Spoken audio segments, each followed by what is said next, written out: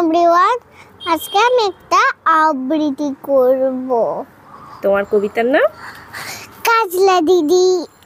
লিখেছেন যতীন্দ্রমোহন বাগ। আচ্ছা, চলো স্টার্ট করি তাহলে আমরা। চলো স্টার্ট।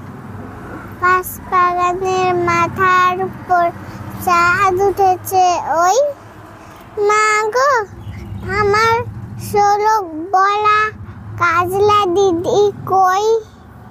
পুকুর ধারে লেবুর তলে ঠোকাই ঠোকাই জোনাক জলে, ফুলের গন্ধে ঘুম আসে না, তাই তো জেগের ওই মা গো আমার শোলক বলা কাজলা দিদি কই?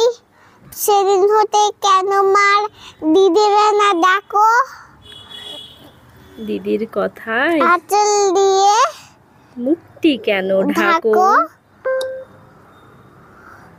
খাবার খেতে আসি যখন দিদি বলে ডাকি তখন ও ঘর থেকে কেন মার দিদি আসে না গো? আমি ডাকি তুমি কেন চুক্তি করে থাকো? বলমা দিদি কোথায় গেছে? আসবে আবার কবে? কাল যে আমার নতুন ঘরে পুতুল বিয়ে হবে, দিদির মতন ফাঁকি দিয়ে আমিও যদি লুকোই দিয়ে, তুমি তখন একলা ঘরে কেমন করে রবে? আমিও নাই দিদিও নাই, কেমন মজা হবে?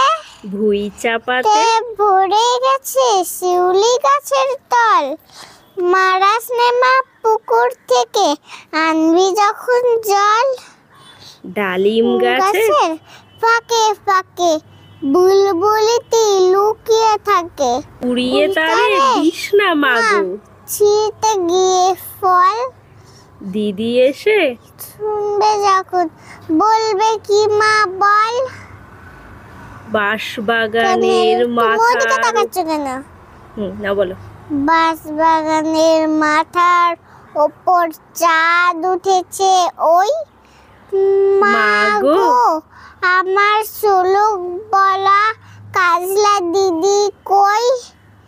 পুকুর ধারে লেবুর তলে ঠোকাই ঠোকাই জোনাক জলে, ফুলের গন্ধে ঘুম আসে না, একলা জেগে রই, রাত্রি হলো মা গো আমার কাজলা দিদি কই? Thank you.